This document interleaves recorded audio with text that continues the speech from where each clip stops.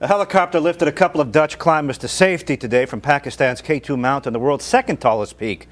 They were among those caught in an avalanche that left at least 11 people missing and believed dead tonight. The snow and ice fell Friday, cutting ropes used to get across a treacherous gully, and some of the climbers were apparently swept away.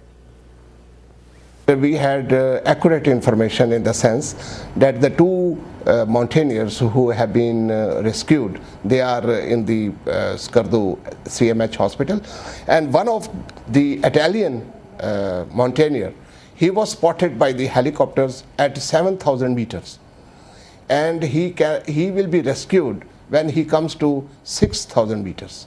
So the search is on, and I am very hopeful that he will be able to ascend to that height, rather to that depth where he could be rescued.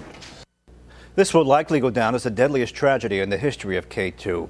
Warwick chiropractor Dr. Tim Warren was on top of Mount Everest earlier this year and joins us now to talk about this tragedy that we're hearing about. Thanks for coming in. Thanks for having me, Jim. I know that there's a sort of a culture of mountain climbing people. You keep in touch by email, you talk to each other. What's the buzz about this tragedy? Are you hearing anything? Well, a couple of my friends were on this mountain. One that I climbed Everest with was on my team this year, Jamling Bote, and luckily he's safe, and very sad about everybody else. A lot of sadness in the world because it's an international group.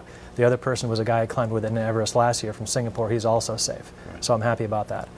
The buzz is there's a lot of uncertainty still, and we're not going to know for sure who is missing and who's passed on for 2 or 3 or 4 days. Right. Death is part of this business. I've heard you speak, and it is not uncommon as you climb to Mount Everest or you climb to K2. There are people who didn't make it, and they've been there for quite some time. You'll pass bodies on the way up. That's true. Yeah. I mean, when they say they're recovering these people, are they going after hoping to find them alive, or what do you think is going on?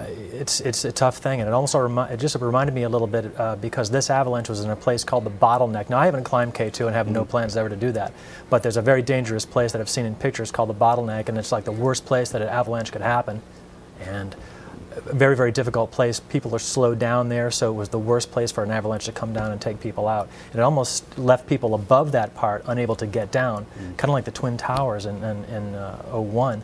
People above the crash site were unable to get down through it. Same thing here, only on the tallest mountain. When you climb, is an avalanche just like the monster that might get you? There's nothing you can do about it if one comes along? No, it's called objective hazard, which means it's really you didn't do anything wrong. It's just you're in the wrong place at the wrong time. And that can kill you on Everest too. But K2 is a little special. The terrain is very, very steep.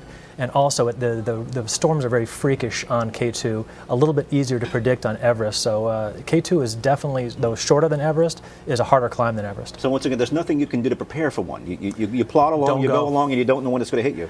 You can. There's somewhat you can do. You don't climb when there's just been a recent snowfall, but this was an ice fall. This wasn't related to any heavy snowfall. I think it was going to go. Right. If it wasn't then, it would have been a week later. Is it the snow or the ice that you worry about more? Well, both can kill you.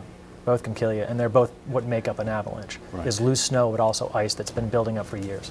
I don't know much about avalanches, but is there a warning system? I know that in the ski areas they have warning systems. Is there something that your guides look for up there? Anyone they can look at the weather and tell if we're in trouble here? People train for years to try to predict when an avalanche can happen, and there's certain times in climbing where you just have to take your chances, and this is one of those cases high up on the mountain.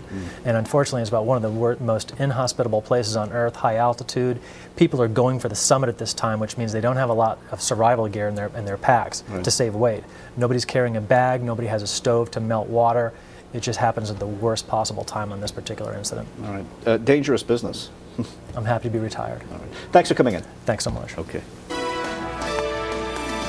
Up next, an